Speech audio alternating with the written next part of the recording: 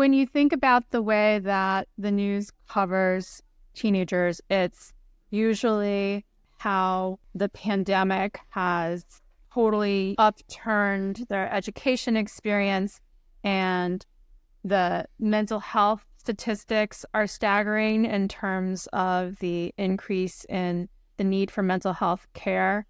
You think about the way that some news organizations cover like crime and like here's, teenagers are, a threat, but they're really not diving into the nuances of what they're experiencing, especially in mental health, and hearing from them. They kind of just rely on adult experts and statistics to paint those pictures. There's a big difference also between an adult going out and talking to teenagers about mental health. Like, that's fine. Sometimes it works, sometimes it doesn't, but it's much different when you're handing that over to teenagers and saying, now's your opportunity to do a story about mental health. Like, what story would you tell?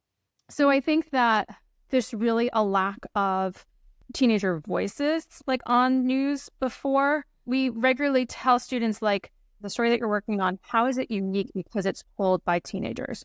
Instead of just interviewing a scientist about the pollution in your river, how can you show how that pollution affects teenagers, or how there's like a youth group, or how students are reacting to this issue? So yeah, it's really about reframing from that, like, teenagers are wild and out of control and scary, to like really listening to them and giving them opportunities to tell stories about the way that major issues affect their lives, especially stories that, without having student voices, like, don't make any sense, like education policy. Those kinds of issues have to be informed by young people being a part of the story production process.